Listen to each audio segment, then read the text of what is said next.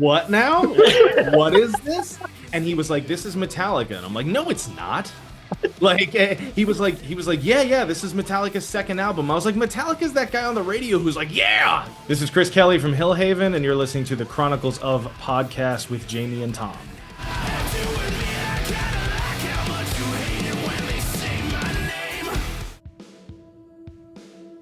Hello world, Wednesday 13 here. Hey, this is Tom Stain. Hello everybody, I'm Ronnie Ledrew. Yes, my friends, my name's John Mahon. What's going on, everybody? It's Tom. And it's Jamie. Welcome to the Chronicles of Podcast. Ladies and gentlemen, theys and thems, this week we are back with a brand new interview. This week we bring you the singer of a band that got Tom very excited on an edition of the show a few weeks back. Well, Tom, damn to dream, and now we have this week's guest. After this interview, we can say that this time tomorrow, you'll have a new favourite band. Put your hands together, enter the temple and tomb as we bring you Chris Kelly for the Chronicles of Hillhaven. That was a fucking fantastic intro. Thanks for having me. It's great. It's awesome to be here. Oh, dude, it's literally amazing. Before we get into it, literally, I think it's about 3 or 4 weeks ago, I was sat on my stairs waiting for my dinner to cook, and I was flicking through Instagram. You know, I just doom scroll for ages, like, oh, cool, another cat falling off a bench or whatever. Right. Then all of a sudden, this clip for Sycophants just appeared on my screen, and I went, what the fuck is this? Like, that campaign is working. Just like, immediately, I was like a meerkat. You know, it's like straight up, like, yeah, I love this. What is this? I want more. Give me more. And I instantly fell in love with your band, and I just wanted to put that out there straight away. Dude, thank you so much. Yeah, I'm super stoked to hear that. That is going to be my number one for Spotify rap this year. Hands down. Hands fucking down. Anyway, enough sucking your dick. How has your Monday been? I mean, no one's gonna ask to get their dick sucked for the last time. I don't think.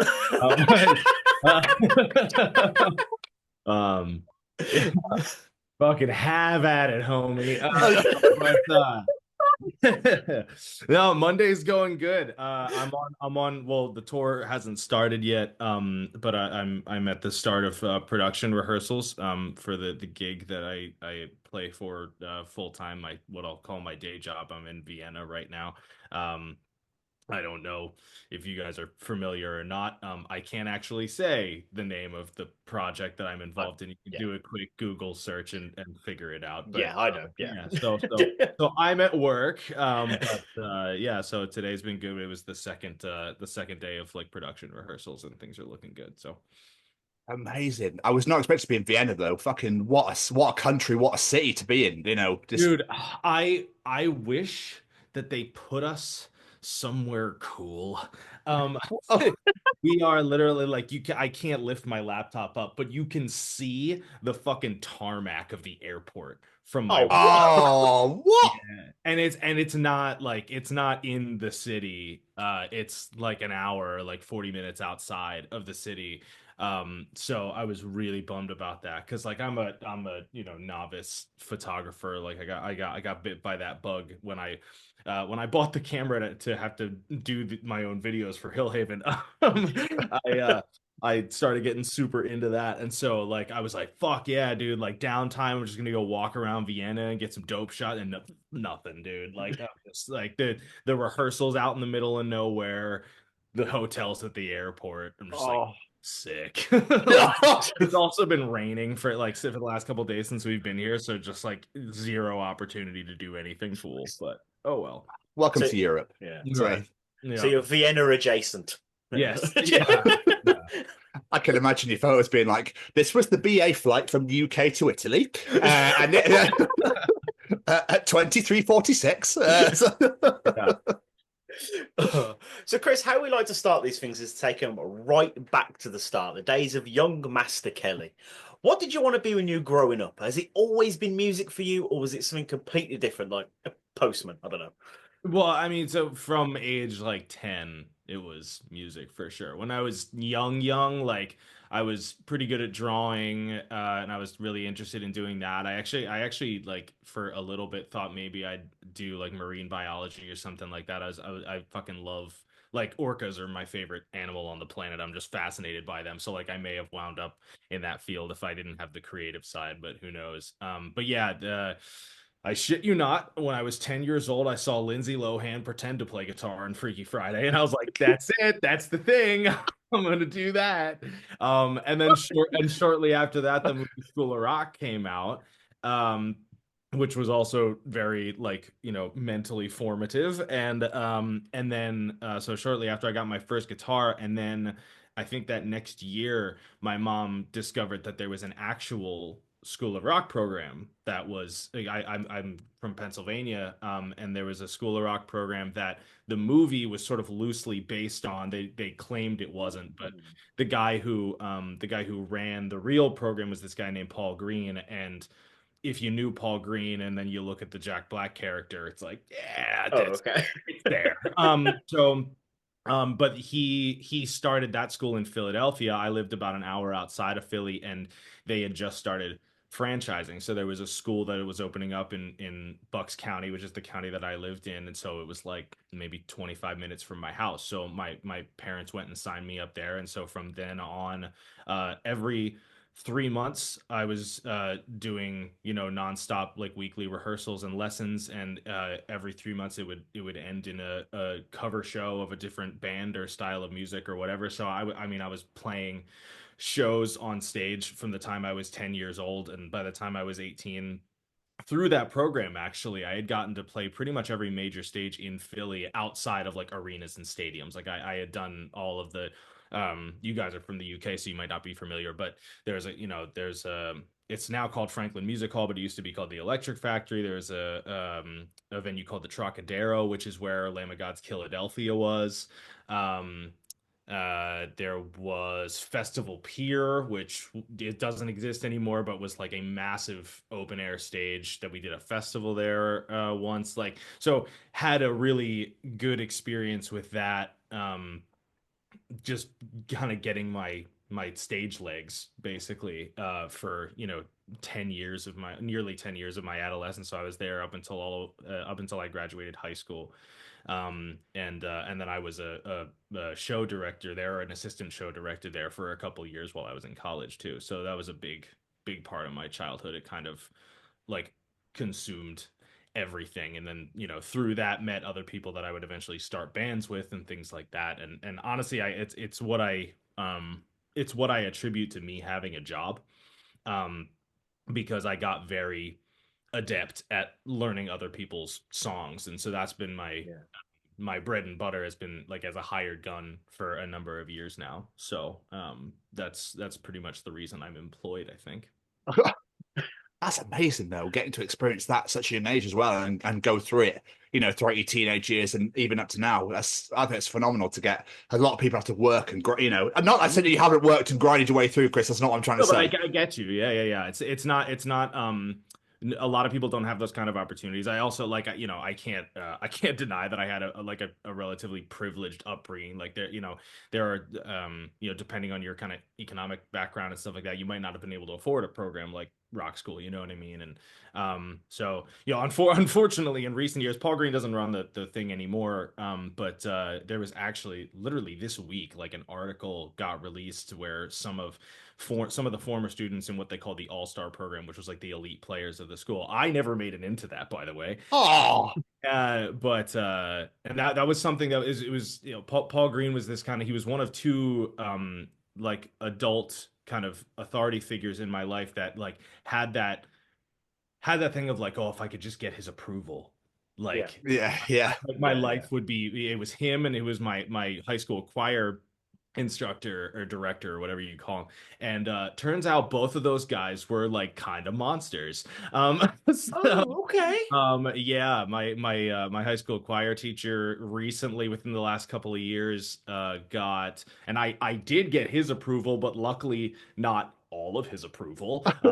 Very questionable. Very questionable things with students and stuff. And then No. and Paul Green, it doesn't seem, the article, I haven't finished reading it, but it doesn't seem that there was any like physical sexual abuse or anything like that, but just very kind of inappropriate sort of inserting himself into kids' personal lives and things like that, which is really unfortunate because it's just something where like both in different ways, both Paul and my choir director very much had not as extreme as in the movie, but you know, if you guys have ever seen that movie Whiplash, right, where that jazz band leader is just, if you haven't seen it, it's incredible. But J.K. Simmons plays this jazz band leader who is just an absolute tyrant and does not pull any punches, will just straight up insult you. But that was something that really motivated us when or those of us who were really driven to succeed in these programs. You know, I remember like in School of Rock, even the teachers who, as far as I know, were and still are very good people, like were when you would fuck up, they would hold you accountable. Like they would dress you down in front of everybody and kind of show you the lesson of like, if this isn't just you here, you know what I mean? Like you fucked off this week. And so guess what? Now this song sucks and everyone who learned the song didn't get to perform it well and feels bad because you did this to them, you know? And in choir, I'll never forget, I joined late. Just to try to get better with my voice. And I remember the first day of choir class, he was going through the different sections, having them sing stuff. And luckily, this didn't come my direction, but he had the sopranos sing. And I guess somebody was off. I couldn't really tell. And I have pretty good pitch. I couldn't tell I didn't think anyone was singing horribly. But he does the choir, the conductor thing to tell everybody to shut up, right? And then he's just like, "Hey, I have an idea. How about we try to sing with some sort of melody and grace instead of just letting whatever fly out of your mouth?" And this was high school, dude. And I was like, "Whoa," like I was like, "This dude is into it, bro," and so yeah, it was just like that kind of sort of mentorship and education in a musical or a creative direction was something that, at least for me, really kind of drove, like it lit the fire, because it wasn't just that I wanted to sound good for myself or I wanted to perform well for myself and for the other people around me, but it was like, I want to show whoever this is that like I'm listening, so it's all of these things that have come out, especially about those two people, is really disappointing because, I mean, for a number of reasons, right? Especially, like thank God I didn't go through any of the things that were detailed by any of these, exposés that have been done, and the people that did, I can't even imagine like what they must be kind of grappling with, even on a daily basis in their adult lives. You know what I mean? But even as somebody who managed to sidestep all of that, it's just incredibly kind of heartbreaking to some degree, at least, because it's just like, dude, this was like without that person's approach to this, like I don't know if I'd be who I am as a performer or like just like work ethic and stuff in general. So to have that kind of tainted and stuff is definitely a bummer, to say the least. But during, in it, before I knew all of that shit, it was a very, formative and motivating and positive environment for me anyway. It's like, how do you move on from that? Like, yeah, I know, right? I just kind of opened the thing. I kind of opened the entire episode with just like, hey, so I knew two monsters for a while. Bye. Segue. How do we segue out of child abuse? I'm out. I got nothing. The mind-blowing thing is, why do people think they can actually get away with that shit? I know. How does it even enter? Like, it's a power dynamic thing, and that's really the, I mean, I was not to like be like, oh well, it's not this bad. Like any form of it is bad, right? But like there was none of, I'll just say the R word. I don't know. I don't want to like do anything that could like trigger listeners or anything like that. There was no forced sexual assault or anything on either party. It was just that there was especially in the case of my choir director, something where like he wound up having relationships with past students after they reached adulthood, and so there was some definite grooming and stuff that was going on. And just one of those things where like you kind of had the trust of a lot of people, and then it just became like became gross, Yeah. reading that kind of stuff. So, but to answer your question, I imagine that the answer is just that you are in a position of power, not only over the students, but to a degree over their parents, right? Because Mm. their kids are performing well and they're excelling beyond their peers. Um, in both cases, both of these guys, if your child is particularly talented in one of these areas, and so they're getting put into these special groups like the All Stars, or different, like smaller sections of the choir that would do harder things, or go on, international trips and things like that. It's like your kid's accomplishing something. And so I mean, how many times do we see examples of this? I mean, even like in the documentary about like Michael Jackson and all of the stuff, all of like his alleged victims and stuff like that, that were detailing things that they went through, right?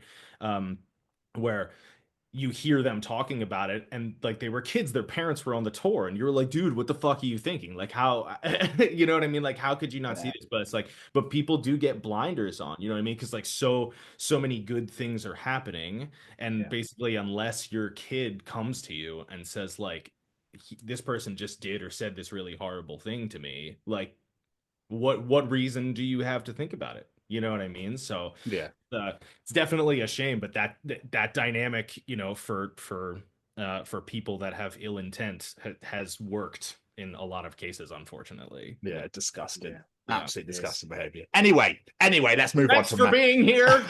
Tune in next week. Oh, sorry. What a way to start, Chris. That's I what know. I'm saying. I know. I fit, dude. It's one of those things, like, especially with the School of Rock stuff. Just because I think it was yesterday that I saw this article pop up. I don't even know how it came up. But like for whatever reason, like I saw that it came out. I think it was like on YouTube of all places. I think it was like in a comment or something, and I was like, "What?" So yeah, so it was just something where like now that I know that information exists, like if I was like, "Oh yeah, I did this program called School of Rock and it was sick," like I'm just my brain went right to like one person who read the article is going to be like, "You're one of them," you know? Like, so just like, no, I'm not. I promise, I'm one of you. Like I'm on your side. I'm clean. Yeah, right. Anyway, so how did you actually get into the world of rock and metal then? Was it parental influence, or did you just discover it by yourself? Or was it the school? Definitely my teachers at the school, and definitely not parental. Like my parents liked certain things that could be called rock music. They like the Eagles and things like that, which obviously have some heaters, right? But they were never into like heavier. I mean, even like I remember when I watched the movie School of Rock, and then I started taking guitar lessons. This was before I found my branch of School of Rock.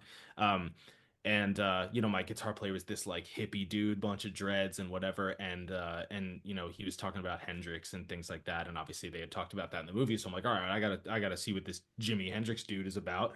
And so we went to the mall one day, and I went to a CD store which existed at the time, and grabbed Bold as Love off the shelf, and I was like, yeah, I'm gonna buy this. And my dad literally said, he was just like, okay, but like I'm gonna have to listen to this with you first, and if it's too heavy, we're turning it off.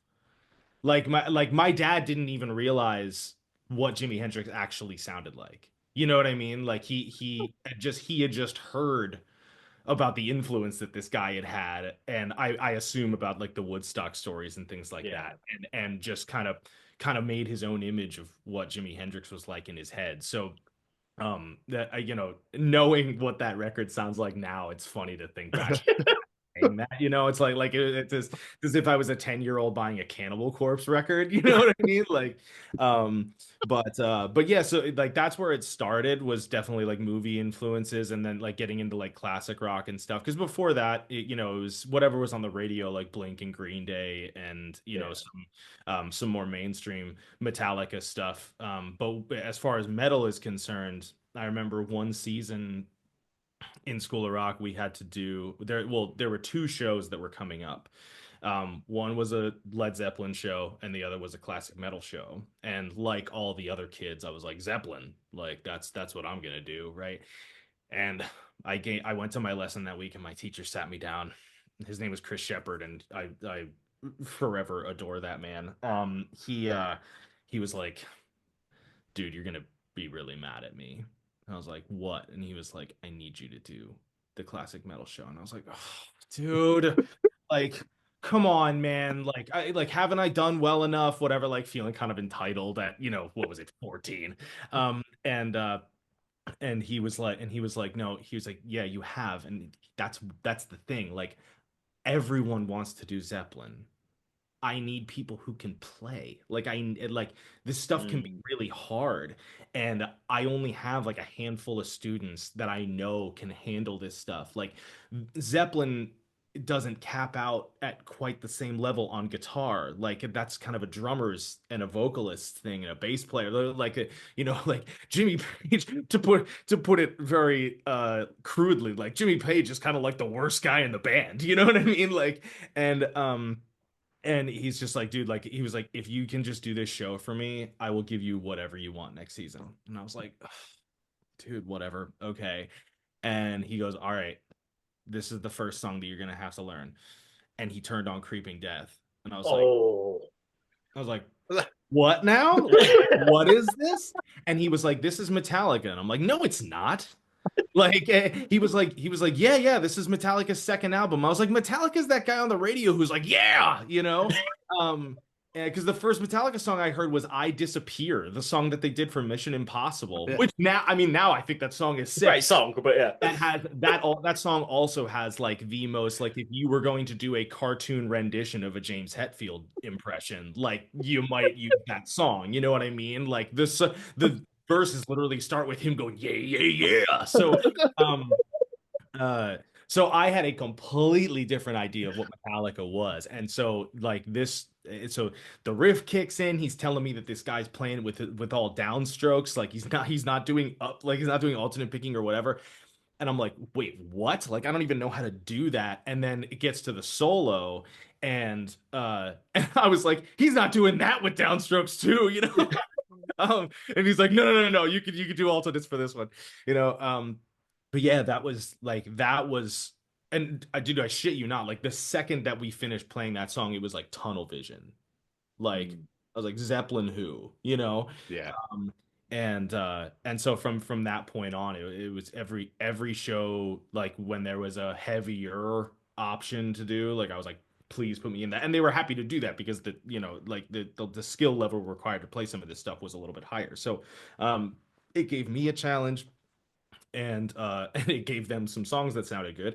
But yeah, it was, Metallica and Maiden and like all that kind of classic metal stuff. And then the very last show, I did wind up switching branches of the school later on, but the last show that I did, which was the year that I graduated high school, was a King Diamond show.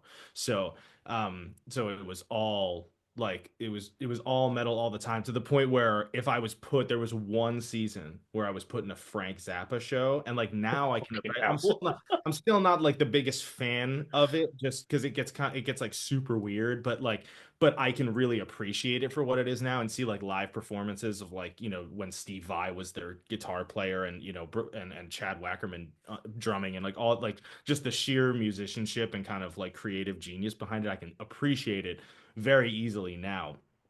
In high school, dude, I was like, what the fuck is this? Like, in the worst way, I was like, cool, I'm gonna hate my life for 3 months. Like, this is some of the hardest music that I've ever played, and I feel no accomplishment when I get it right. You know what I mean? Like, it just was not for me. So like, I would get upset if I was put in a show that wasn't heavy to some degree, so like it was. And then the long hair and the camo shorts, and I wound up in a death metal band and whatever. And at that I mean, dude, high school camo short Chris would have an aneurysm if he heard a Hillhaven song. Like he'd be like, what have you done to us? but yeah, that's how I can then like through my, like college years and stuff like that's how and late high school years, that's how I came. I was like playing like progressive death metal, and the band that I started back then, like I'm still in, so Awesome. I still play that kind of music. I still write that kind of music.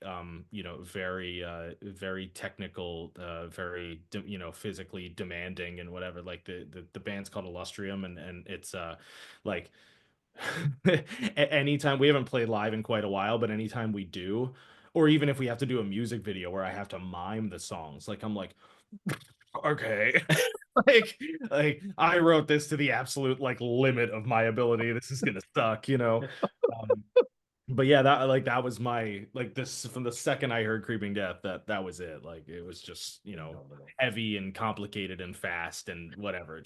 I couldn't get enough of it. Incredible. So, doing my research for this, I discovered I have actually seen you live and didn't realize it because in 2017 I went to see Galactic Empire. No shit. Now, I know we're here to talk about Hillhaven, but it's a holy week. So it's got to be mentioned. Where did that love for Star Wars come from? Because it's just it's one of the best things ever created. It came from the drummer and bass player of Galactic Empire. Yeah. So I grew up liking Star Wars. I was born in '92, so I had seen the originals, but the prequels were kind of what I came up under. Yeah. It wasn't until adulthood that I discovered what bad acting was and stuff. But I still have a soft spot for those movies, but it's like it's kind of similar, like totally different movie, but it's kind of similar to like the Austin Powers stuff, where like the last time Austin Powers was on TV, and I was like, oh, I haven't seen this in a while. I watched for like 5 minutes, and I was like, I think I'm gonna just keep the good memories of this instead of watching this in a day. You know what I mean? Yeah. So just things that don't necessarily hold up. So I just choose to keep them in this like rose-colored glasses area. But yeah, so like obviously I was very familiar with all of the stuff, and I always like as a kid growing up, like I loved Batman and I loved Darth Vader, which basically just meant tall dude in all black with a cape. Like that was like what I wanted to be, apparently. Like when I was in Galactic, I would make the joke that like I always thought if I wound up dressing up weird on stage, I'd be dressed up as Batman, but Darth Vader was a close second. But yeah, that was a joke that like, accidentally went viral, which was crazy. Because we had about a year before, somewhere close to a year before we did the first video, the drummer, his name's Grant McFarland. He doesn't actually drum live with them anymore, but he and the original bass player are still kind of running the band, and they just have other guys playing for them right now. Grant had done a drum arrangement for the Imperial March, so it's just him and the orchestra, and I went to the studio that he and Carson that was the bass player still run, is called Atrium Audio, and I interned there when I was in college, so that's how I met them, and then we just stayed friends. And so I helped do the engineering for his drum video for that song. And at the time he was like, I want to try to get like 1 million views on YouTube, right? That was his goal. That was before any like, algorithmic research had been done on different social platforms and wherever. I don't even know if Instagram existed back then. It probably did, but I don't even know if I was very active on it. But he got like, I think like 250,000 or something like that, which is respectable, especially back then. Oh, yeah. Like, that happened like nothing. But then I was working at Sam Ash, which was a music store. It was like the main competitor of Guitar Center over here for a while. And he texted me one day, and he was like, I have this idea to like expand on what we did for the drum video. Like we could add guitars somehow and try to do like another video where we're all playing, like however many of us are playing, like we're all playing this part, and say maybe that could get some more attention, like, but I don't really know how it would work. And we spent about a week or so like brainstorming, and somehow came across the thing of like, well, I mean, like classical music is, there's a lot of metal bands and stuff that are like neoclassical influenced and things like that. Like, so the stuff already kind of lends itself pretty well to guitars. So maybe instead of trying to like write a guitar part to go over it, we can just redo what the orchestra does. And Grant having like Rain Man level perfect pitch, he was literally able to just listen to the orchestra and like pick out what every section was doing and just like program it on a MIDI lane and then send it to me, and I just recorded the leads. So all of the guitars are doing, it's a 1-to-1. It's doing exactly what the John Williams Orchestra was doing, and then he just wrote his drum parts. And so we did the main theme and we did Imperial March, and then we were like, okay, well now we got to figure out what to do for the video. And at that point, we had put so much work into like the production of it that we were like, I feel like just doing a playthrough with a bunch of dudes like isn't enough, you know? So maybe it would be funny if we wore costumes. Oh, what if we could get a green screen? Like, you know, it became one of those conversations like you have a similar way Hillhaven started, where you just have one of those conversations with a bunch of your friends of like, wouldn't it be cool if? And then like you just it's one of those things that usually never happens. But then like Carson's dad was a partner in like a film studio that was local, and they had like a whole crew and a cyc wall green screen and like did like legit stuff. And I guess he pitched them like, hey, we want to do this video idea like for this Star Wars stuff, and they were like, that sounds hilarious, we'll do it for free. Oh, nice. And, yeah. So, dude, our first music video, first of all, we were walking in. It's like this huge warehouse. Like, before we open the door, Grant and I just look at each other like, can you fucking believe this is what we're doing right now? And so our first music video was like full production, full crew, like interns on the set that would come and take my helmet off to give me a sip of water because I couldn't reach it with the shoulder pads, you know? And Yeah, dude, like and Carson had built all these practical effects for it, and then he found this 3D environment artist online from like Germany or something. I can't even remember where he was from, to give him the digital environments to then give to the studio was called Aurora, to give to Aurora's VFX guy to do all the tracking and like put us in the environments and all this kind of stuff. So it turned into this like full scale, like damn near movie production, like for getting it done in a day, you know, kind of video. And that was right when The Force Awakens was coming out, when they were rebooting the franchise. And so we put the video out the day that The Force Awakens came out, and we put it out at like 3 o'clock. So it was when everyone was standing in line, just scrolling on their phones, and Star Wars was trending everywhere. Smart. So it was the same goal as the drum video was like, dude, it'd be sick if we got 1 million views. We got 1 million views in like 6 hours or something. And like, so it's just me, Grant, and Carson just like at our houses texting back and forth of just like 800K, you know? And after we hit the 1 million, like we were like, dude, this is so rad, whatever. But it was like, well done, boys. Like, you know, can't believe it did that well, whatever. And then within like a couple of weeks, we got an email from E, which is a television channel here in the state. Or wasn't here, I'm in Vienna at home. It's like an entertainment television channel in the States. And they were like, hey, we're covering the Oscars this year, and we really loved your video. And obviously there's a lot of hype around Star Wars right now. We'd love for you to come out and play during our red carpet coverage. Fuck, I did not know this. And we were like, no, you don't understand. We don't know how to play any of this. Like we just slapped it together like in the studio, you know, whatever. And we're like, we don't even have costumes. And they're like, I mean, we got like the Halloween costume, you know, the $700 Halloween costumes for the video, which are insufferable, by the way. But you know, we were like, I don't even think we could wear those on TV, because wouldn't you get sued? And they were like, yeah, probably. You should probably figure something else out.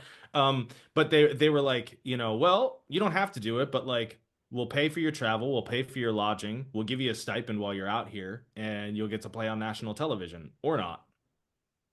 And we were just like, Fuck. Okay, sure, you know. So our first show as a band was on national television in fucking like Palpatine style robes in broad daylight on the red carpet at the Hotel Roosevelt in Los Angeles. There was a fashion show going on behind us. It was the weirdest thing imaginable. And we played a shortened rendition of that main theme that Grant just had to slap together, and we all had to like figure out the new arrangement for it so that it would be, you know, a length appropriate for TV.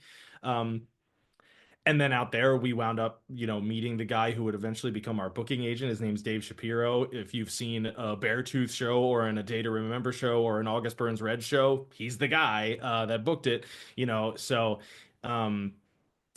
he was like, we were stoked to get him, and then shortly after he put us in touch with the people at Rise Records, and that was it. It was like suddenly we're making an album, suddenly we're going on tour, suddenly we're you know, getting invited to play Japan, or we're playing in Krakow at an arena with Ozzy, like all kinds of crazy shit where it just like it turned into a job basically. Like we weren't making a ton of money off of it, but we were playing way bigger shows. Like our first tour ever was in the UK in a bus.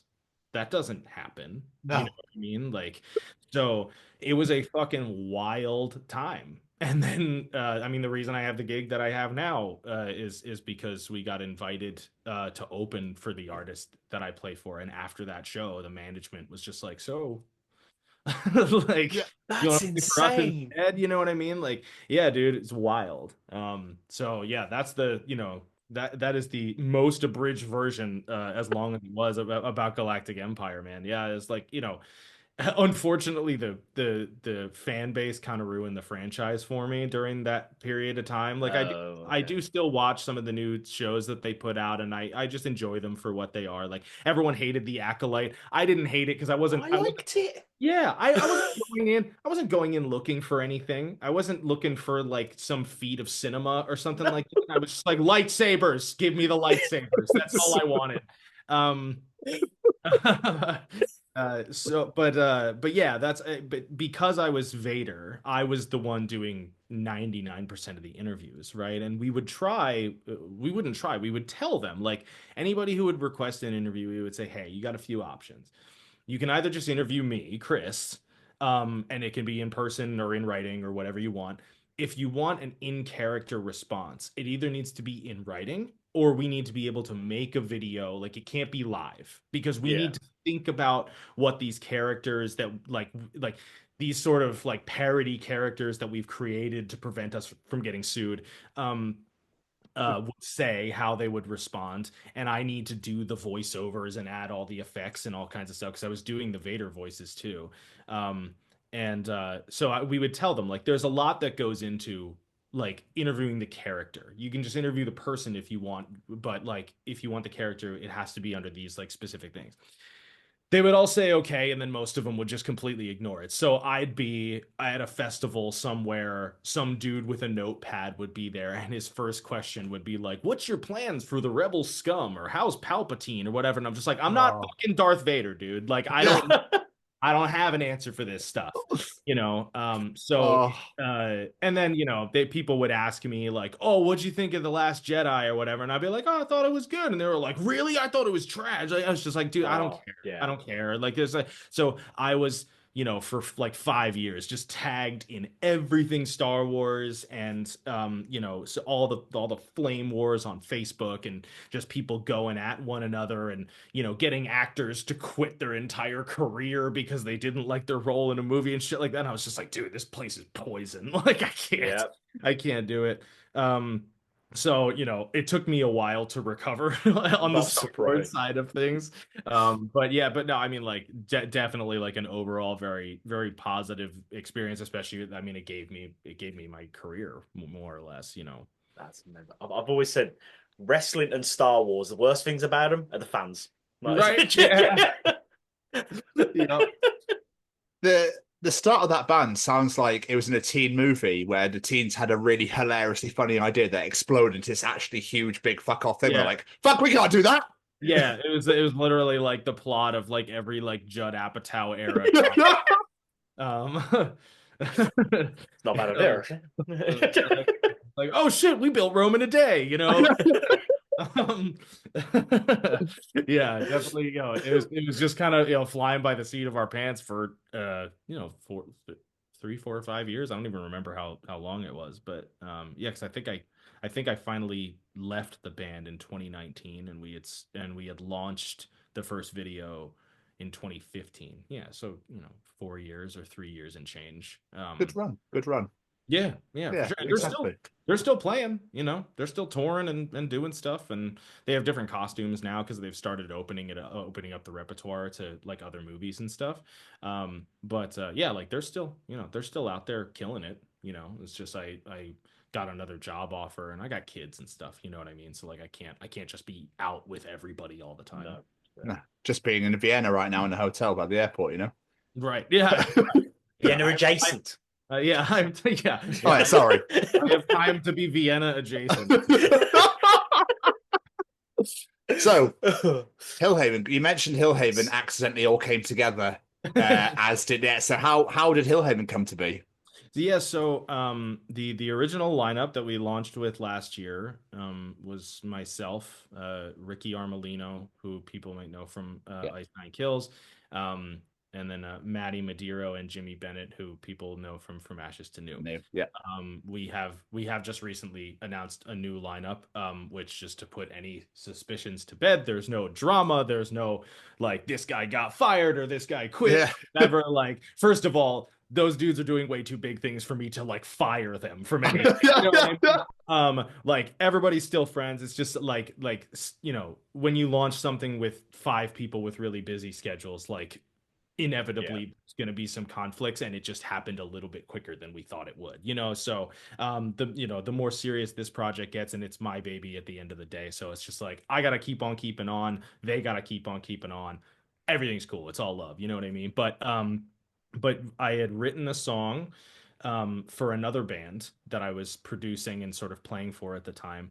And the singer and I were kind of stoked on it. The other band members had different thoughts.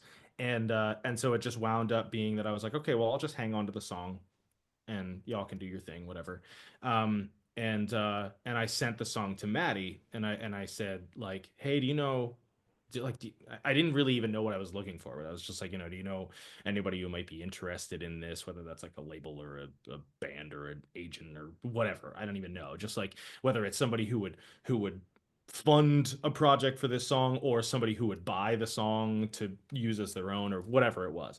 Because I was just like, that was the first time that I had written a song from top to bottom, vocals included, especially melodic vocals. I had never really considered myself a lyricist of any kind. Every time I tried to write lyrics, especially coming up in the death metal world, like everything's very like intellectual, or at least on like the technical, like progressive side. It's very intellectual, and I almost said inelectrical. Intellectual, and metaphorical and thought provoking, or that's what it tries to be, right? And every time I would try, like, that's just what I thought lyrics were supposed to be, and I would try to write things like that, and it would always just feel really disingenuous or stupid, or I just felt like I was like, it was clear that I was trying too hard, and so I just resigned myself to like, I'm good at writing the music, I'll just do that.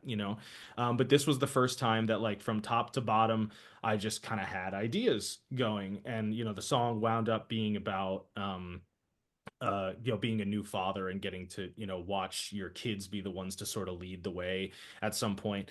And that song wound up being called Gaps. And I sent it to Maddie, and he was like, yo, like, is this your project? Like, are you gonna do something with this? And I was like, I mean, I could, I guess. And he was like, well, like, if you want to and you need a drummer, let me know. And I was like, oh shit. So at the time it had a different singer on it. And so I sent that text to the singer, and I was like, yo, like, we could do something with the guy from Ashes, And he didn't want to leave his friends. You know what I mean? Like, he had built the band that they were in, like, they had been in for like 10 years together or more. They were like best friends since childhood or whatever. And he didn't want to leave and abandon them, which I understood. So I was like, okay, well, I can find another singer probably, but like I don't even really know how to do that because my first thought for finding musicians are people that I've toured with or people that I know that are in the industry to some degree. And finding a singer from one of those bands to do this is probably going to be tougher than any other position, So, all right, I'll try. So I redid the vocals, and because I had done a lot of backup vocals and things like when I was filling in with Ice Nine and stuff, I did a lot of live stuff with them, and um, so I was fairly confident in my singing abilities, but I wasn't the biggest fan of my own voice. Was very new to the screaming side of things. And so I redid it with my voice, and then I put both versions in a Dropbox folder, and I just sent it around. I sent it to Maddie. I sent it to a couple other like musician friends, sent it to a couple producer friends, and then sent it to some like casual listener, non-musician friends whose taste I trust. Yeah. And I just had it say singer one and singer two. I can't remember which one I was, but I was just like, just tell me which one you like better. And that was sort of my like blind placebo study, to see if my vocals were any good. And the original guy did get some votes for sure, but the majority wound up coming back in favor of my voice, which I was very, very surprised by. So I was like, all right, well, I've already proven that I can write this way, so I'll just keep doing that. It makes it easy enough. I know how to produce everything. I'm obviously a guitar player. I can, put a song together and then put the vocals down. I can kind of do it all from anywhere, right? I mean, I can't tell you how many of the songs were done in hotel rooms and tour buses and whatever. So then it was like, all right, like I texted Maddie. I was like, yeah, let's fucking do it. And then it was just a matter of like who we were going to get. And I asked Ricky. I was very surprised that he said yes. I mean, my very first tour, like Ricky's a very good friend of mine, but he's just so busy. So I didn't think he would say yes. But my very first tour ever was playing guitar for Ricky's old band, This or the Apocalypse, which has since been rebranded, and it's a totally new thing. It's called Hawk now. If you guys haven't seen that, they're an awesome fucking project. But so I had known him for a long time, and obviously we toured together when I was with his band and stuff, and so I asked him, and he said yes, and then Maddie recommended Jimmy, and we had another bass player lined up, who just at the last minute didn't wind up working out, couldn't get the flight out to do the music videos, and so I just hit Jamie is a guy that I've been friends with for a long time, and just always kind of felt like he deserves a shot. Like Yeah. I don't know if I'm gonna be the one to give it to him. Like I don't know where this project's gonna go, but like if it does do what I think it could probably do, with the right work behind it or whatever, like it'd be cool to like let him be a part of that. And so I hit him up. It was like 2 days before the shoot, and I was like, yo, can you learn 3 songs like today on bass? um No pressure. and be out in Lancaster for these music videos. And he was like, yeah, like who's this singing? And I was like, that's me. And he was like, that's you. And he was like, who else is in this? And I told him, and he was just like, wait, what? Like, um, like, and he was just like, okay, yeah, I'll do it. So Jamie's still in the new lineup. He's been great. And yeah, so that was basically how it started. It was just a very similar thing to Galactic Empire, where you have these conversations with your friends about, wouldn't it be cool if we did this? And Hillhaven was a little bit different in that, because everybody that was going to be involved was so busy. Originally, we were talking about like, oh yeah, we can get together and do like, like writing together and do some collaborative stuff and whatever. But with everybody's tour schedules, and then sometimes the chat would just kind of be dark for a while, and I knew that I really wanted to make this happen. So I was like, okay, well, I did the first song. I can do more of them. I'm just going to keep writing stuff, and I'll send them to the guys. And if they hate them, they can let me know, and luckily nobody hated anything. So I just kept writing songs and putting them together in my, my basement or my hotel room or whatever. And just worked on it for, a year and a half or so. And then that wound up being, the body of work all the way up through early this year when we released Killing Time. That Killing Time was the last song that was supposed to be in the 2023 04 batch. Just didn't wind up making it into the cycle, but yeah, so I put all those songs together, and then we got, we went and booked the music videos, and I had to, we had Adam Reed helping us out, who's playing drums with Ice Nine Kills now. He's also in Ricky's band Hawk. Great drummer, great videographer, photographer. So, he was very generous with his time and helping out, and like, donating lights and stuff to the sets, and Galactic Empire's old front of house, or I think he's still doing front of house with them actually, is this guy named Roger who runs an audio video kind of rental company. That's his day job. And so he has this huge warehouse and a video wall and stuff. So we were able to set that up for the Temple and Tomb video. And like, we just did 3 music videos in 3 days. Because everyone was going to be going on tour, and we just knocked it all out, and then we just started rolling everything out. So, it was a little bit more that like I had to sort of impose my will on the project to get it moving. But that wasn't because it was like, oh, like, these guys don't give a shit, or people fucking off or whatever. It's just everyone's busy.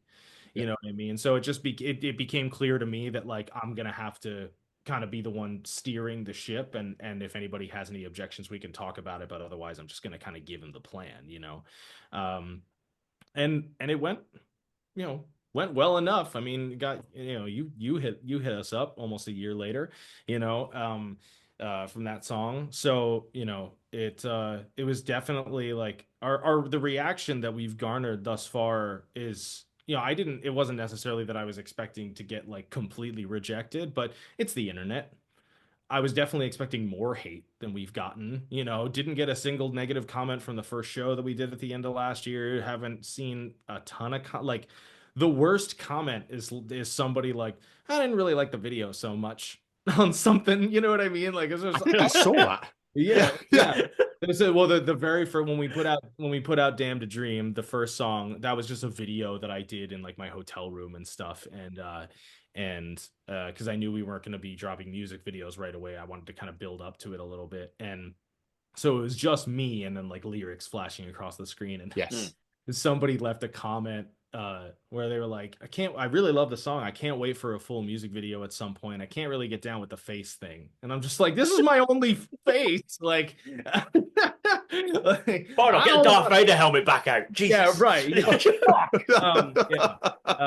it's like, I'm not the biggest fan of it either, but fuck off, But no, like, but dude, as far as negative comments go, or like there was one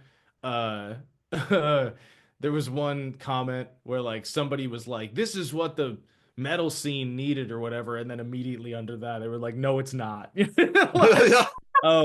Which fair, but like, so as far as like negative comments are concerned, they've been pretty minimal, and the ones that we've gotten have been like fairly innocuous or just funny. Like no one's like kill yourself, or like any of the stuff that like I grew up seeing on the internet, like Call of Duty chat room level personal attacks on people's character, but yeah, no, I mean, it's definitely been it's been overwhelmingly positive, and now getting into cycle number 2 and having these new guys. Our new guitar player's name is Chris LaPlante. Our new drummer's name is Zach Mosier. Both of them come from touring as well, but they're largely on the tech side. So Zach is the guitar or drum tech and stage manager for Motionless in White. He's worked for a number of other bands as well. And Chris LaPlante, he was my guitar tech when I was filling in with Ice Nine for a while, and he's worked with Motionless as well. But he's mainly been working with Falling in Reverse and Yellow Card as a guitar tech for a number of years now. And he actually did a couple of shows filling in before Mark Okubo came in to do the Falling in Reverse gig. That 3 or 4 shows or something like that before Mark showed up. Chris was the one playing at those shows. So they have the experience. So, and that was a big part of the original lineup. It wasn't just like, oh, it would be nice to have some people with some facial recognition and stuff to help the launch. Yeah. And like, obviously that was a positive side effect of it, but it was mainly because it's like, I don't want to have to hold anybody's hand. If I can get this picked up by, whether it's an agent or a label or whatever it's going to wind up being, like, I don't want to have a group of completely green people. You know, Jamie is the Makes only sense. one of us who's never been on a tour. Um, but he's, you know, he's smart. He's a good listener, a fast learner, like all that kind of stuff. And like I trust the type of person that he is. And also it's just one person who like we can be like, hey, so like in this situation, just kind of do this or like kind of stand back or whatever. Like as opposed to four other people of having like just me having to be like, please don't act like this, you know. Um, so, you know, moving to this lineup that we have now, you know, we're able to maintain that dynamic of like guys who know what's up, guys who have toured at a high level. But they've just always, you know, they've been really good friends of mine for a long time, and we all gel together really well. And I just know that they both, you know, they have their careers and they're grateful for them, but they want to play. You know, that's like the ultimate goal, right? Is to be players, you know. And I think a lot of techs and engineers and stuff kind of start out that way, anyway. So you know, it's like, look, I know, you know, I know that you always wanted to play, so let's fucking play, you know. And you know, but that doesn't mean, obviously, I'm never going to ask or expect anybody to forgo their own source of income, like for my shit, you know what I mean? So, you know, if at any point a tour happens and they need the money and need to go tech for somebody or whatever, like it's, you know, we'll figure it out. It'll be fine. Like we'll just get a fill in or whatever. But it was just, and that was the attitude with the last lineup too. But it just became like this year when we started scheduling music videos. Obviously, I have to, you know, being the one to schedule stuff and pay for things and whatever. I had to, you know, prioritize my own schedule. And when the other three guys were going to be on tour during the only window that we were going to be able to shoot, it's just like, well, if we can't even get everybody together to shoot, then like that's not oh, the band did a tour or a show and people are like, oh, where's Ricky? Oh, he's on another tour. We got this guy, like whatever. It's just like if we're not even able to get everybody into the videos, then maybe we should do something. You know, it was just a logistical kind of necessity, really. I guess I imagine when you start this sort of thing, you're like, I'd be amazing to get this guy, this, and like you say, everyone's so busy when it comes to the logistics of it, like, yeah, this ain't gonna fucking work, is it? No. Right. And well, you know, last year it made sense because like we didn't really know what was going to happen. We didn't know what the reaction was going to be. Like if we put the first song out and everyone was like, this is the worst bullshit I've ever heard. It's like, okay, well, maybe we'll just keep the rest in the tank, you know? But yeah. But you know, we got enough of we got enough growth, and we, you know, like Sirius XM started playing us on Octane a lot. You know, we had 3 songs in rotation over there last year, 2 of which were direct, you know, one of which was a test drive that won the rotation, and then 2 of which were direct premieres that they chose to do for us, which was amazing. And you know, that was, I mean, I cannot overstate like what a big help that is. And you know, so that like there was clear interest in the project. And then we did, you know, that first show was at every year in Pennsylvania, August Burns Red does this like holiday metal festival. Basically they call it Christmas Burns Red, and so it's a 2-day festival with all this. So like on our day it was like ABR, Devil Wears Prada, Era, Body Snatcher, Deadlands, and us. You know, like, so like it's a good lineup, you know. And day 2, I think the Ghost Inside was direct support. Like it's, you know, it's like a legit show. And so the fact that JB was willing to put us on there, and he and I agree, like he agreed to bring us on before the band had even launched.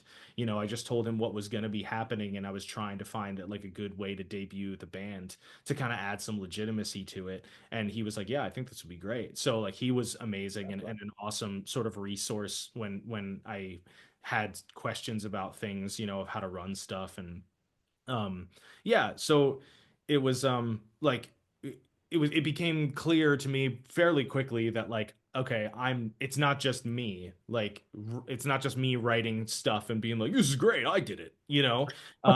Other people dig it.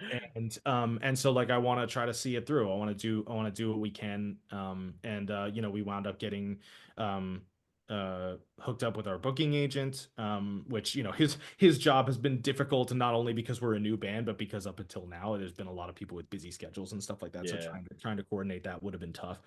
But and we also can, you know, we got in with Sound Talent at the end of last year, like right around December is when we confirmed that, you know, our our partnership or whatever you want to call it. And so by that point, a lot of this year had been kind of booked up and stuff. So we're looking at like the fall and then the early next year and things like that. So, you know, you have to be a little bit more future oriented about it. But like, it's something that I want to take on the road. It's something that I want to continue to grow. It's something that I think has potential and that other people seem to think has potential as well. So, you know, now that it's getting more serious, it's like, okay, well, probably going to need a lineup that's like ready to go, you know. What I really loved about you guys is your release strategy. Like once a month, boom, have a song. Oh, you like that one, do you? Boom, have another one. Like, right. Fucking genius. Well, I would love to take credit for it, but we're far from the first band to do that. I mean, Falling in Reverse was definitely a model for it. I mean, the title track of the record that just came out, or like last year or whatever, like came out 5 years ago or something like that. Yeah. You know what I mean? Like, so, Ronnie's just been dropping heater singles for like 5 straight years and then put out a record with like 3 songs that people hadn't heard. And like some people kind of bash that, but like, dude, the thing is, like, this is a hack for anybody that doesn't know. Like, when you put out a song as a single, it gets assigned something called an ISRC code, which is like its ID number, basically. It's like a VIN number for a car. When you put out a bunch of singles and then you put all of those singles onto an album, they still have the same ISRC codes. So in Ronnie's case, hundreds of millions of streams on every single one of these things, and then all of them onto this record, boom, day one, like 1 billion streams or something like that. Like it all carries over. You know what I mean? So like day one, your album goes #1 because it's been listened to that many times already on a cumulative level. So, and also just like, there's a lawyer named Eric German who works with a lot of bands, including like Ice Nine and Bad Wolves and like bigger bands. And he helped me like kind of coordinate the release strategy too. And he was like, yeah, you want to stay top of mind. The worst thing that you can do as a new artist is just drop an album or an EP right away and then have nothing to plug, because like the public's attention span is so quick. Yeah. That you got to keep, you have to have a content schedule, you have to have a release schedule, no matter what happens. Like, you have a release date, that's the release date for that song. You do not waver from it. Like clockwork, it comes out every 4 to 8 weeks. You decide, how frequent you want it to be, and make sure that you have content to post every day. So like, we just announced the single that we have coming out on Friday. Our posting has been a little bit sparse because we've had some like mystique around it, and I have been dying inside, like having days go with no posts. I'm just like, we can't do this, It's like, it's not how it's supposed to be, so we're gonna get back to doing the regular content once the song is out, you know what I mean? But yeah, so there were definitely there are bands who have done it before very, very successfully. There are other people who kind of helped me put a plan for this together. Amy and Shane, who you guys contacted me through, have been amazing in on the PR side of things, and they're the best in the game. So it's definitely has not been, even though on the creative side, it's kind of been me steering this stuff, it has definitely not been, a one man, like, I have accomplished everything, But you mentioned, obviously, your brand new single, Say My Name, is out on Friday. Mm-hmm. How excited are you for the release? So dude. Yeah. Yeah, man, this is like this one, it's funny because I feel like this is probably a pretty typical artist thing. Like, you write a body of work, which is the stuff from last year, and then for a minute you're kind of out of gas, like, you don't really have any ideas in the tank, and you're just like, oh fuck, what if that was all of it, and then when you write that next song, you're like, yes, like, oh, okay, I still have it, okay, thank God. But this one feels, well, the whole body of work that we're going to be putting out this year feels different, not just because there's new people or because like the songs have developed or whatever, but it feels more intentional this time. Like, I feel like I have a better idea of like what worked and what didn't last year, And even the stuff that didn't work, like still kind of worked, but just not as well as some other stuff. Like our three best performing songs are Temple and Tomb, Sycophants, and This Time Tomorrow. And so the like kind of puzzle that I laid out for myself when I started writing this stuff was like, okay, on streaming, because for a while the two biggest streaming songs were just Temple and Tomb and Damned to Dream. It took a while for anything to pass Damned to Dream, which was surprising for me because it had the least amount of promotion, right? But those are the two kind of like, legit metalcore style songs. And then Sycophants has this kind of like gritty pop punk thing to it. And don't worry, there's another song like that in the bag, I promise. And thank you, Chris. Thank you I was so like, much. and it was the last one that I wrote for this batch. I was like, we need one like that. Like we need another one. People really like that. But and then This Time Tomorrow obviously was like the super like radio friendly song, and Vinny from Octane really liked that one. That one was in rotation for a couple of months. So it was like, okay, so the almost like not, I mean, not entirely, there is some crossover, but in some way it's kind of like the two opposite ends of the spectrum seem to do the best.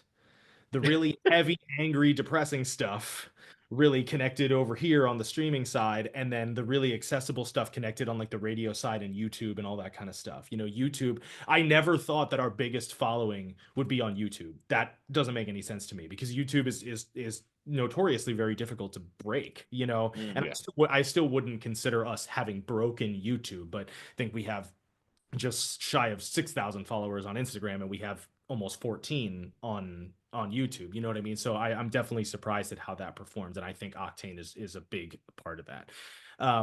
But so the puzzle that I kind of laid out when I started writing this stuff was like, how do I put all of that in one thing? Like, how do I give the people who want the heavy stuff while still like having potential radio interest? And so that's been a fun and that ultimately I think that's been kind of the most fun thing for me with this project in general, is because I mean I've written tons of songs in my life, and very difficult technically demanding metal songs and whatever. Like I have my outlet for that, and I have my career where I'm playing on large stages and things like that, and so like I'm fulfilled in those areas. And so this is not only like, okay, well, this is just me doing kind of a new thing, I'm singing whatever, it's sort of a personal venture, but also like the business puzzle of the whole thing of like trying to be intentional with the stuff that you put out, and obviously wanting it to be authentic and true to yourself and all that, like all that nice artistic stuff, but like understanding that like the goal is like you want to make money off of it, you know what I mean? So it's going to take a while, but like what's the best path to do that? Like what's the most efficient path, and how do we sidestep certain pitfalls of being a new band and all that kind of stuff? So that's kind of been the most fun challenge of the whole thing for me in general. So applying that to the music was just another iteration of that basically. And so Say My Name, I think, is probably the biggest example in the new batch of songs where it's like I really tried to like mesh all of those things together, keep the hooks infectious and have it be largely singing, not as much screaming until it really calls for it.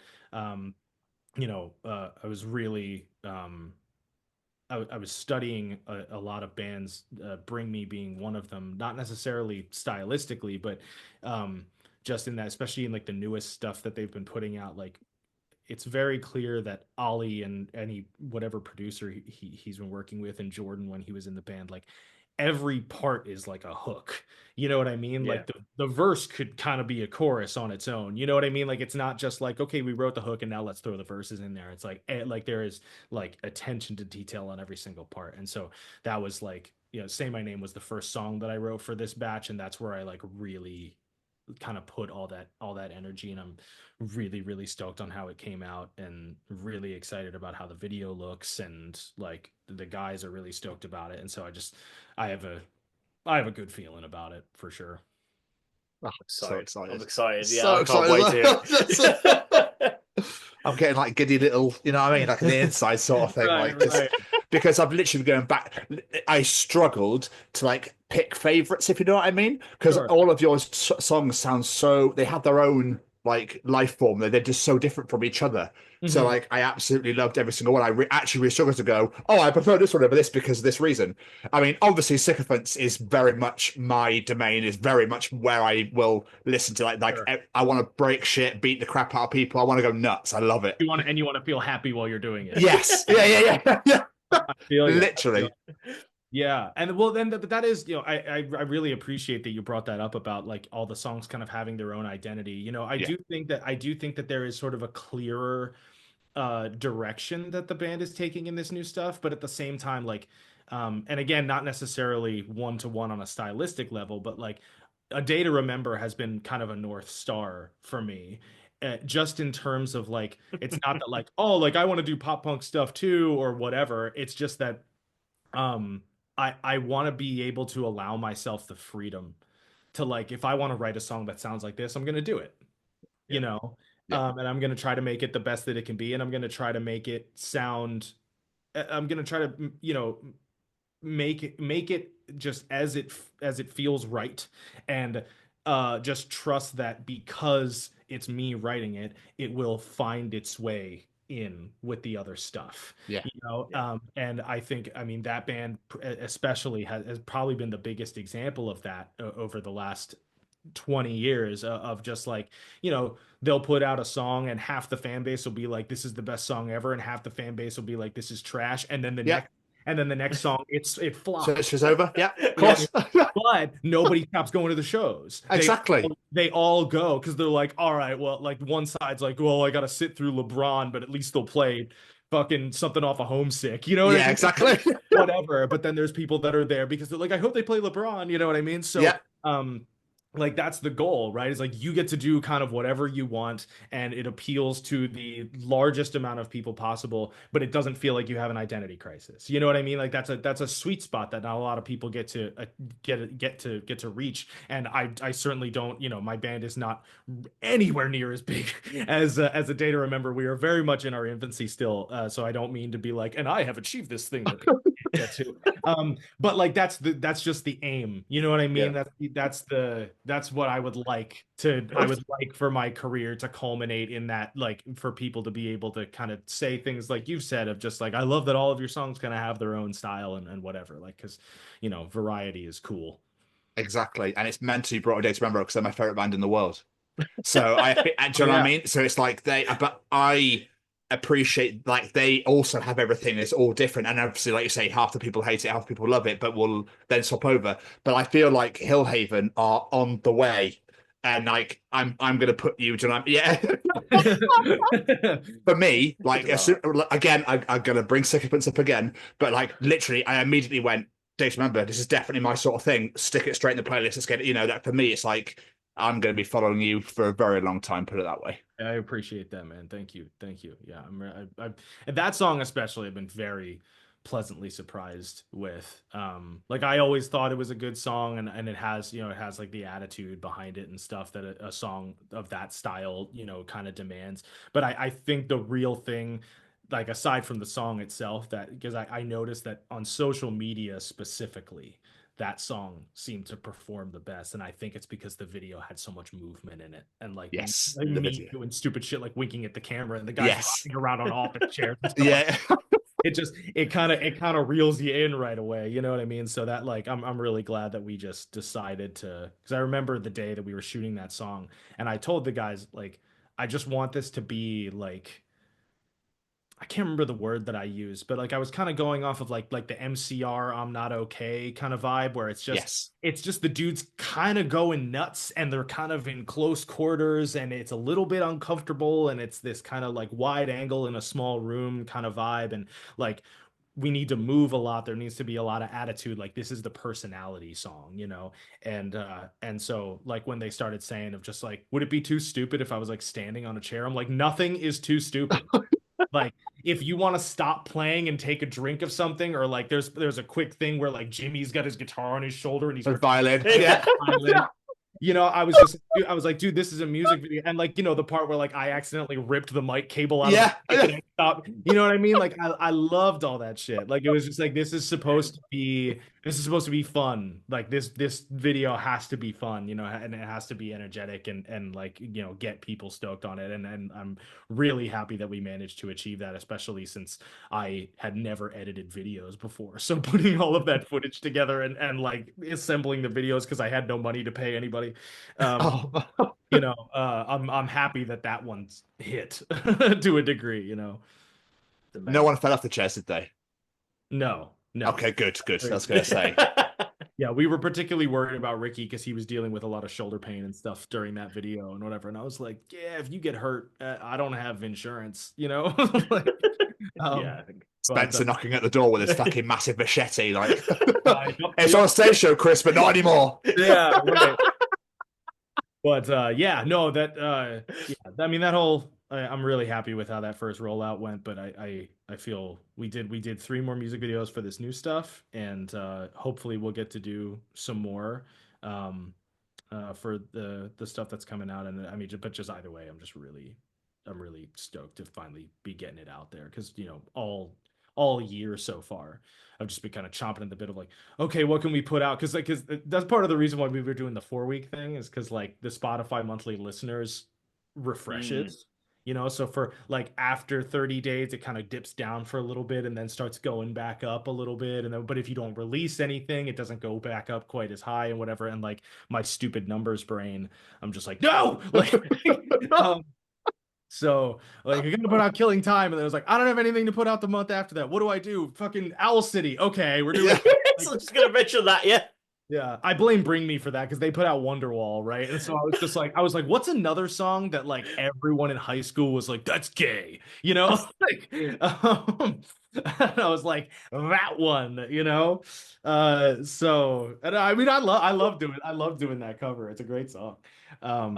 It's funny. I was listening to it and I was like, why do I know this? I know this. Why do I know this? Dude, it is wild how many people have been like, this is a great song you wrote.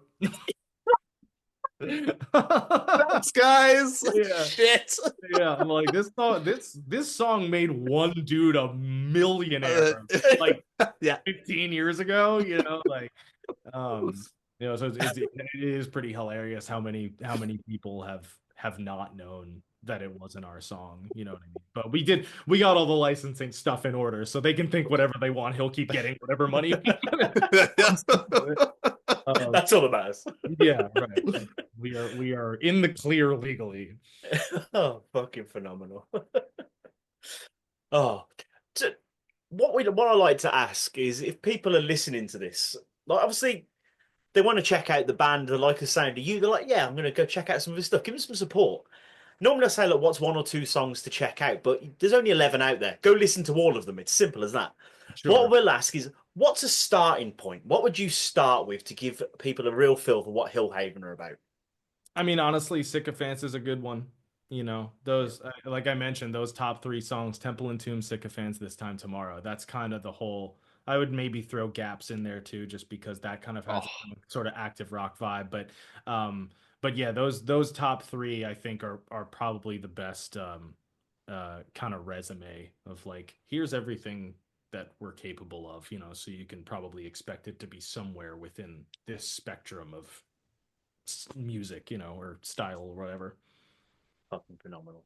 Miss Stevens, do you have any more questions? I do. I have a couple more. By the way, thank you for now round of applause like this. As I looked, every time I do it now, and just anyway. Oh, this thing, yeah. I love it. It's great. Obviously, you've given us a little bit of an insight. I don't know how much more you could talk about it, but like, how is this year looking for Hillhaven? Like, is there going to be shows or tours or anything, or is it more focused on the music? Both.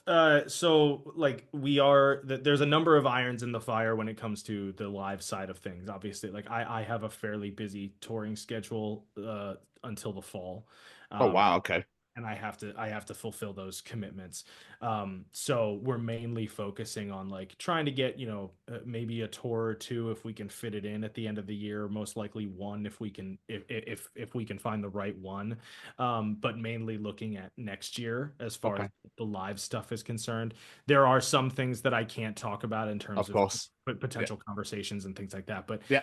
but so for now, just because we're not physically able to get out there at the moment, the focus is going to just continue to be on building the online following and just continue to garner interest for the music and trying to get it out there any way that we can. So and there's some new irons in the fire in that department too, in terms of like people that we're going to be talking to and different podcasts and things that we'll be getting on. And honestly, this one was a really pleasant surprise. Like, I'm not going to lie, like because it's easy to put a PR campaign in motion, and then your publicist gets back to you and goes, here's your your interview schedule for the next couple of days, right? Where it's like, these are people that we reached out to and they said yes, right? But when Shane emailed me, because Amy and I had not yet discussed the PR campaign for this year, Okay. so the fact that I got an email from Shane of like, hey, we have an interview request.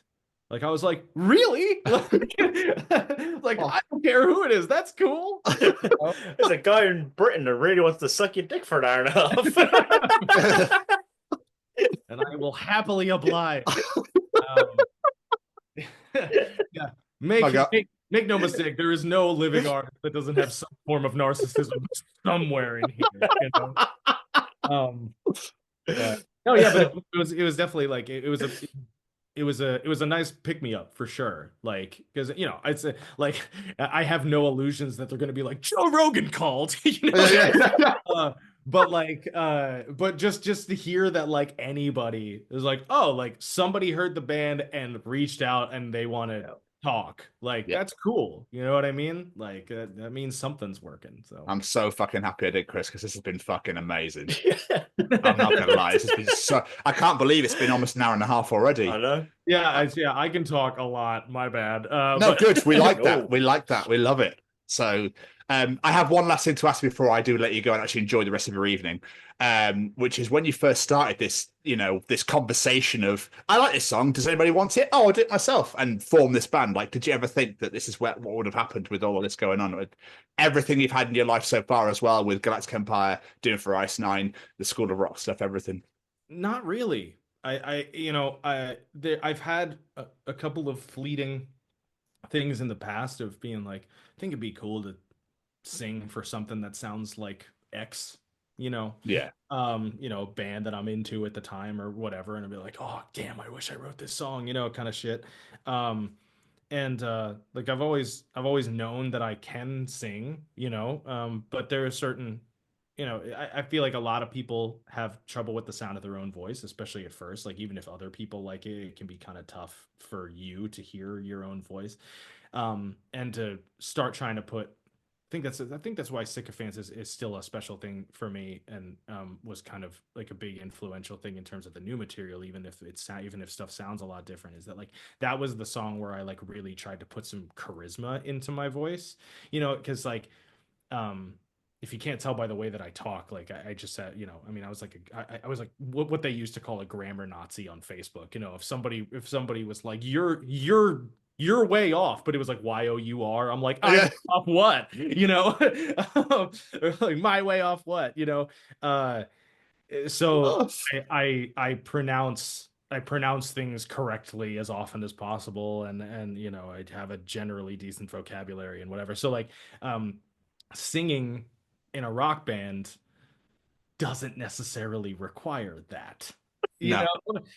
So listening to people like Gerard Way and things like that, who, there's no way he talks like this, like using a lot of teeth and shit. Like, it's like, okay, like you gotta strip away your speaking brain and just try to like rock it up a little bit, so that was always the biggest hurdle when I would think about singing for anything. Like I would do plenty of like in my band Illustrium, the death metal band, like if there is clean singing, it's very few and far between, but if there is, I do that. And I would do what the fuck, sorry, some random window just popped up. That's happens.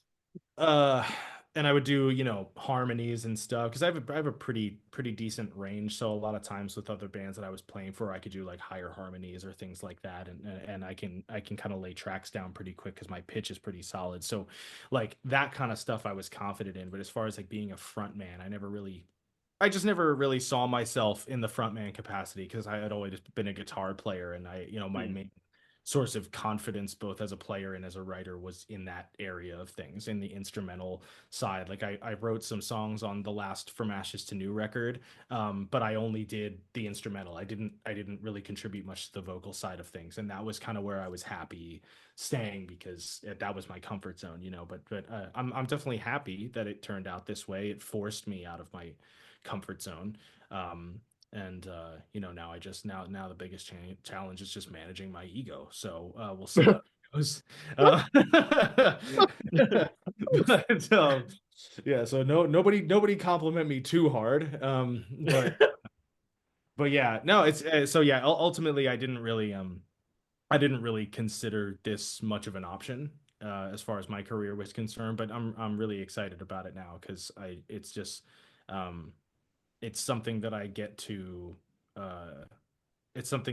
just pour only myself into, which is also new as far as a creative venture is concerned. Not that I'm not open to collaborating with other people, but it's more of like, okay, this is the kind of song that I would like to hear. Can I make it? Just like trying to push my limits in that regard. So it's been a fun experience thus far, and I expect it will continue to be, fingers crossed anyway.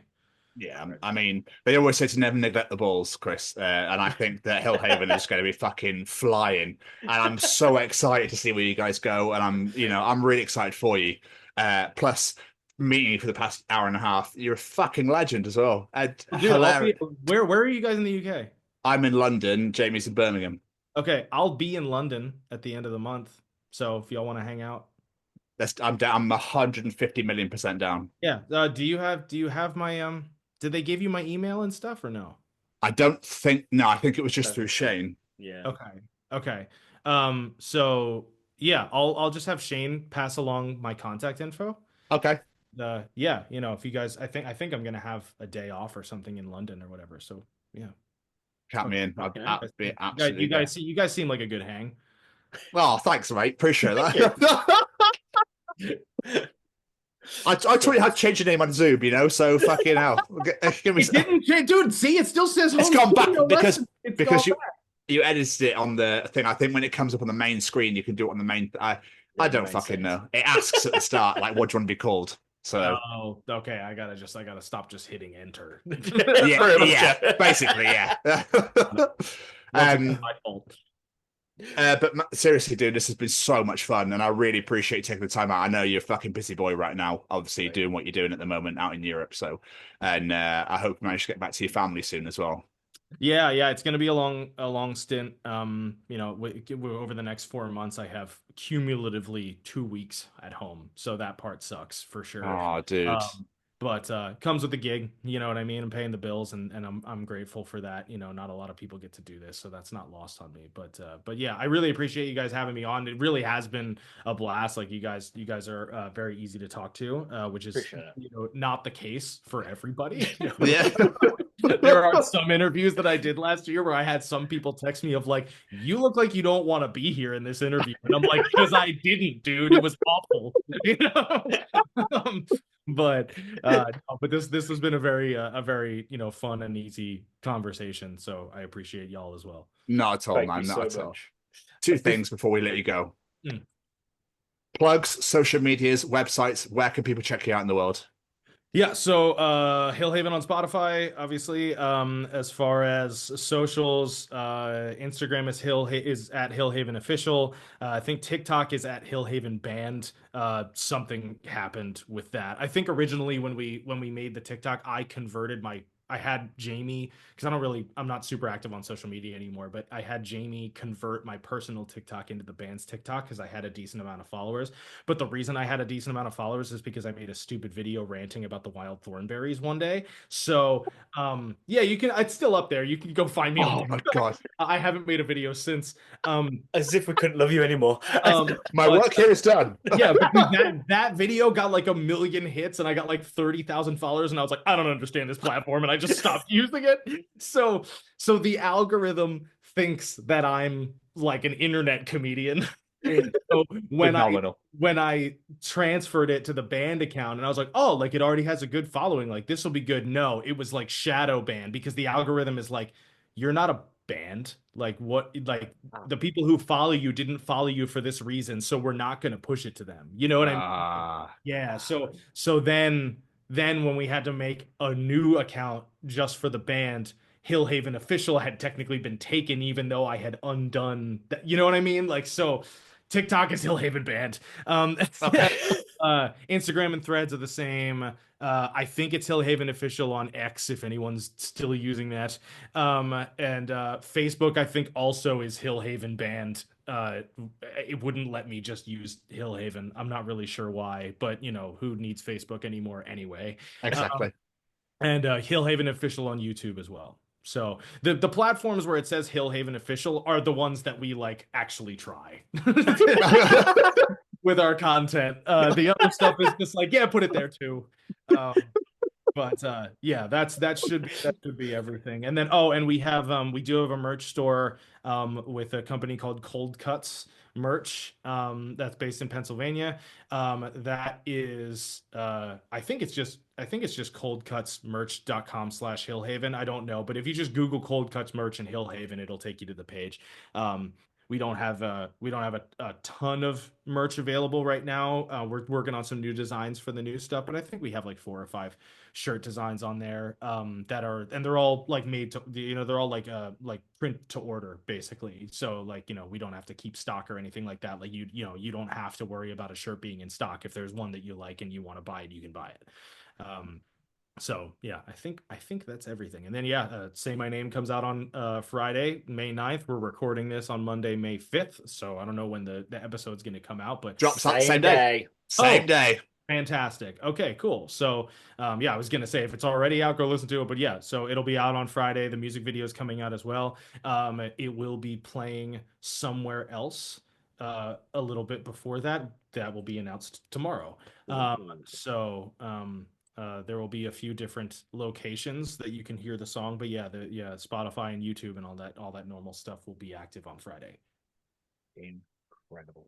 Chris, this has been so much fucking fun. Likewise. Unbelievable fun. Thank you so much for taking the time out. As Tom said earlier, you're a busy boy, so really appreciate you taking the time out.